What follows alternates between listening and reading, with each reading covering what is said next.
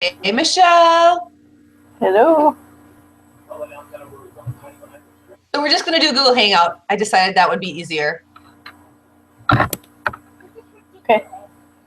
And I somehow managed to create something that needed all kinds of software and other things that I was like, nah, I'm not feeling it so much. So this isn't going to get recorded, but I'll do something on Boxer so we can at least stay on task a little bit. Okay. Well, this is weird. It's flipping back and forth between you and me. Huh. I was just gonna mute myself and the camera. Okay.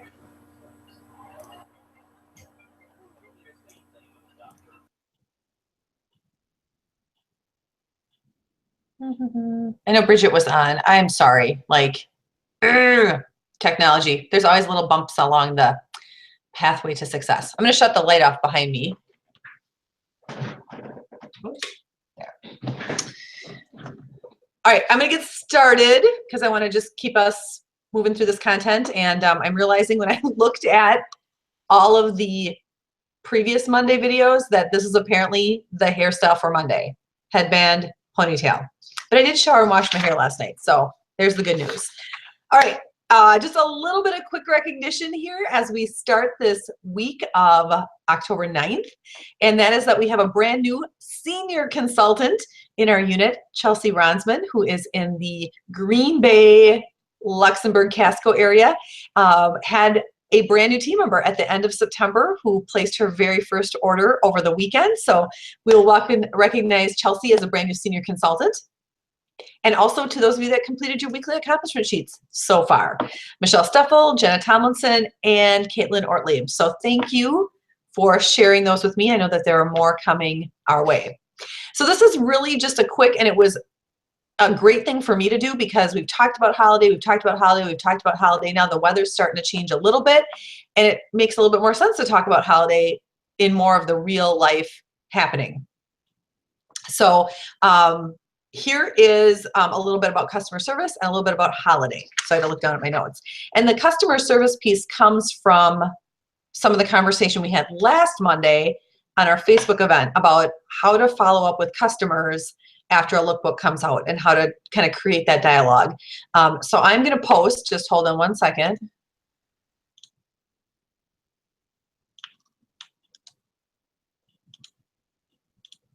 This script that I send to people who, this is what I sent at the end of, or at the last lookbook mailer. So the last piece was just highlighting a couple of the new products that I really loved. And, you know, with a facial peel at $65 a piece, it was pretty exciting to sell 3 or 4. That probably wouldn't have happened without reaching out. So the new lookbook, I think most of you are aware, mailed the very first day of October or the 30th of September, and it arrived Friday, Saturday, I think to many zip codes last week. So it's all about building a relationship. And if I feel like I've been a little bit behind in connecting with people, then I add the opening piece, your long lost Mary Kay consultant. So I can just get the elephant out of the room, take away the awkwardness, whether it was her not connecting with me or me not connecting with her. I just want to let her know that I'm there. So that, ironically enough, it was sent to someone who I got an order from last week. So, you know, sometimes it pops up right away that they need something, and sometimes it's just that reach out that creates a response down the road. The other thing that I do in the customer service piece in that connection is new customers. So I think there's a way, or there is a way on InTouch, when you add a new customer to the preferred customer program, you can filter and search for customers by the date they were added. So you can see who's new in the last month or the last cycle that you may want to shoot a text to introduce them to your punch card program.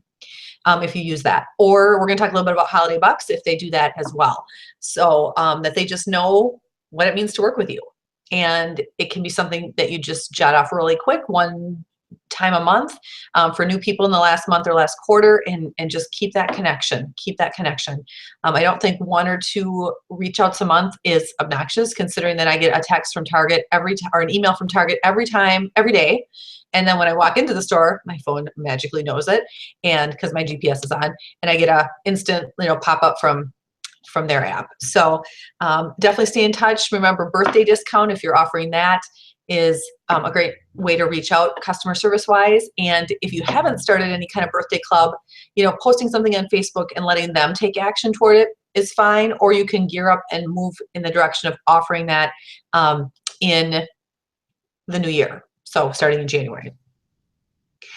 The other piece is to recognize if you like to take baby steps toward customer service, meaning, you're just going to do 2 or 3 or 5 a day over the course of a bunch of days, or if you're going to try to knock them out in one big chunk and, do your whole customer base in a day or 2. So just kind of knowing strategically how you work best.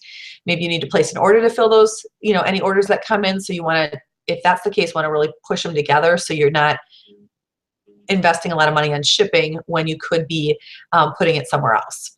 Okay, so let's go back to holiday and financial abundance, because I feel like that's a great opportunity right now to set an extra goal for something.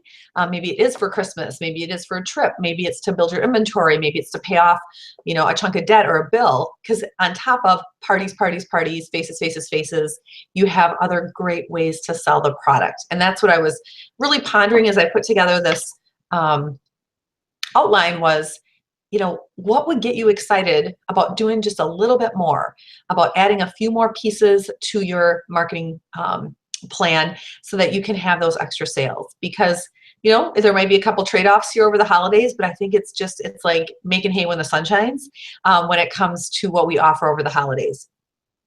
So here are some things to consider, because there's 5,642 ideas on how to do just about everything.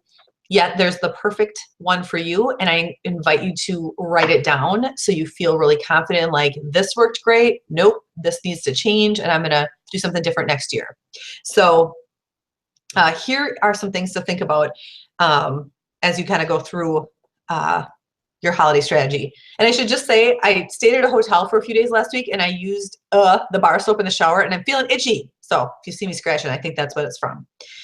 So here are some things to consider for that additional holiday strategy. And there will be the perfect one for you. So just keep that in mind. So one is, do you feel like your best use of time is selling virtually or selling in person? That might have to do with like the logistics. Do you live close to your customers? Do you not live close to your customers?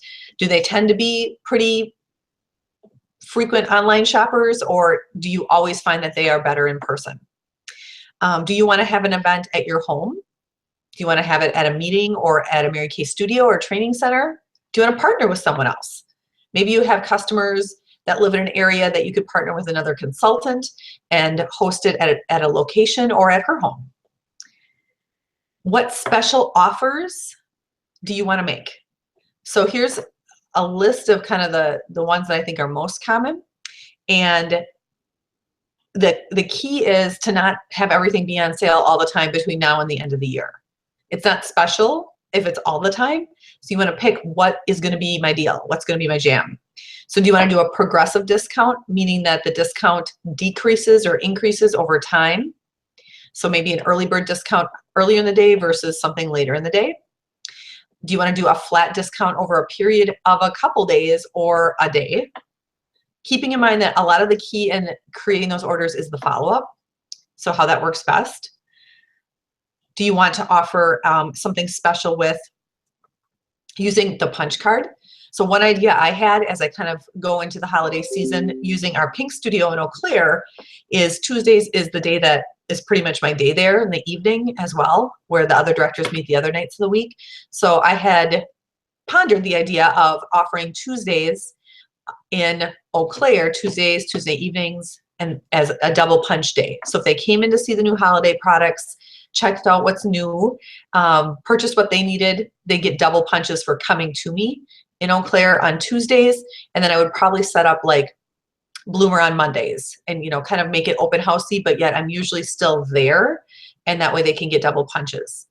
Another idea that's popped up over the last couple weeks that I've heard is something using holiday bucks. And holiday bucks are a way to create attendees at your open house because they basically are $1 for every $20 a customer spends, and then they get those bucks to spend at the open house. So they might have $10, $20, $30 from throughout the year from their initial purchases. Again, it's something that you can find out a lot more about on Lisa's website, on the Let's Talk, on help me out here, on InTouch, and and we can talk more about it too. But holiday bucks is kind of like Kohl's Cash, but it's a little bit different in that it correlates to purchases throughout the whole year, and they have to use them at the open house.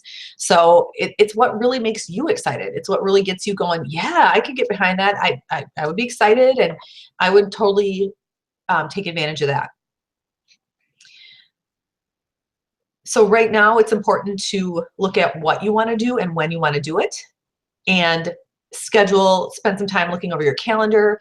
So if you're doing something on like Pink Friday, not Black Friday, Pink Friday, knowing that you're going to be available, that you're going to be in your Mary Kay bubble to follow up on orders. And if you start something on Friday, you can get the marketing in place, and maybe you're going to follow up on Sunday. So just looking that over, I know it's a bit away, but if you're printing any materials like postcards or anything like that, or you're just like mentioning to people like, hey, I got a sale coming up. If they say, oh, I'd really, really love, XYZ, but it doesn't fit into my budget now. You can plant that seed for, what's up and coming in November or December when you're doing it. I'm also pondering, it just was a suggestion made to me today, but I think it could be really powerful. Cyber Monday is the Monday following Thanksgiving, and it is, I wrote down somewhere, like the 28th maybe, and I feel like that could be a great night to do a Facebook Live event, not Facebook Live, but a Facebook event to invite customers to and to really like rally around a sales goal as a unit. So that's the Monday after Thanksgiving. It's typically like a really big retail online day, and we could tap into that using a Facebook event, not a Facebook Live event, but a Facebook event. Okay, so always ask yourself, does it excite me? What works best for me? And ponder some of those questions. Depending on how large of goal you set, so maybe your goal is, I want to sell an extra $1,000 on top of what I normally do. Maybe it's 2,000, maybe it's 5,000, maybe it's 10,000. Now, if it's a bigger number, it's going to have to encompass more than just an open house, for example, because that's not going to generate $5,000 unless you have a really big, juicy customer base that has been trained to come to an open house each year. That's been my experience. Not the $5,000, but that's what it takes to get to that point. So if you have a bigger goal, then you may want to add on some of these other ideas. So number one is that you will find customers just stocking up for themselves. So encouraging that, letting them know it's a great time to get things maybe they haven't gotten other seasons of the year. That's one. The second is to create a few simple grab and go kind of gifts, so that if they're looking for fun gifts for teachers, gifts of appreciation, that type of thing, you've got some of those put together. Now the new satin hand creams, oh, so good. Even if you have the previous ones, they're great. So, a little hand cream, or a hand cream, some hot chocolate in a cute mug, helping hand kind of set. So having a few of those made up that you could use for yourself if needed, but that they could see what type of awesomeness you can create. And I think you can create cuteness out of a very minimal amount of packaging. So even now, kind of looking for things that are on clearance or on discount as the seasons kind of switch over can be really strategic. So dollar store, Michael's, Hobby Lobby, those kind of places. So sorry, notifications going off to my right. So who to shop for. Also just asking about wish lists. So if someone's like, oh, I'd love a new repair set or the peel, saying, well, hey, do you have someone that needs some stocking stuffers for you? I can reach out. And it's usually so easy because it's often just in a text message and not in a full-blown phone call that you might have to leave a message for. So who could be a wish list, a secret Santa for them? Every gift basket, every goodie you can put together, always include a gift certificate to book them for an appointment in January. One thing that I'm going to do this year, and this is something that maybe could just support a goal you have or what happens in your world. So my Mary Kay anniversary, my 20-year anniversary is going to be in January. So for me, in like kind of the scope of things, I do a lot of appointments in November and December, and I'm going to kind of set up this open housey kind of thing, just sort of a stop and shop those days. But I'm going to put the idea of a Kohl's Cash in my after Christmas sale. So again, doing this training was really helpful to get some clarity for me. So after Christmas sale, for each increment that they spend, probably $40, they'll get $10 off of a certain order to spend in January at the open houses I'm going to do for my anniversary. So although I do run the risk of bad weather, January tends to be less full of holiday activities to choose a date to do that. So my anniversary is at the very end of the month, and usually people are just about stir crazy, and so I'm going to do that in kind of January to celebrate my 20th anniversary. Other ideas would be just mentioning to men, business owners. I just started at a new dentist because mine retired. So when I go in to get my 3 cavities fixed and a crown, I'll be asking like, hey, do you get Christmas gifts picked out? Because I got some great ideas for your staff. So who do you do business with? You can just ask. Maybe they're interested, maybe they're not. But if you don't ask, it's always a no. And then we do something with kind of a community service project. Sometimes we do it to support residents of nursing homes. We call that Adopt a Senior. And sometimes we do it for active duty servicemen and women. And it's a project called Operation Sunscreen. And there's a lot of information I can direct you toward that, but it's pretty much working with businesses and customers to gift different care packages to either people in the nursing home or people who are on active duty overseas. So those are a couple other ideas that you can stack on top of parties, and grow to add to your sales for the holiday season. So what to do right now? I would spend a few quiet moments choosing 2 to 5, depending on how many you need to reach your goal, ideas for the holiday season. And, choose those and use some of your experience, or be open to just saying, hey, I'm going to try this. It's a pretty minimal amount of time and effort and money to give it a try and see how it works. Because if you're starting out newer, it's going to take a few times to maybe lock in what's going to be best for you.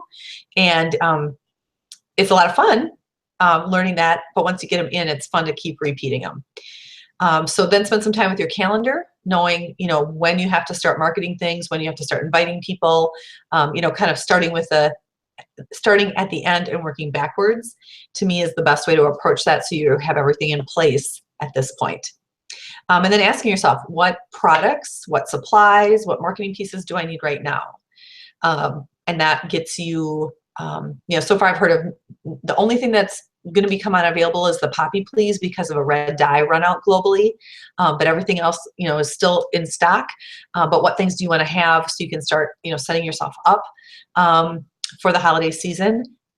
And, like I said, those little fluffy supplies from like Target or Hobby Lobby. All right, so got that. And then postcards if you do anything like that. Financial success. Again, starting with the end in mind. What is your sales goal? How much is that per month and per week to reach that goal by the end of the 2016? How will you manage that cash flow? Because if you're putting it towards something, are you doing it a little bit at a time? Are you saving it all up till the end?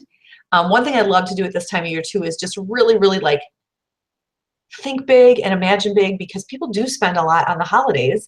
So certainly a piece of it can come to you.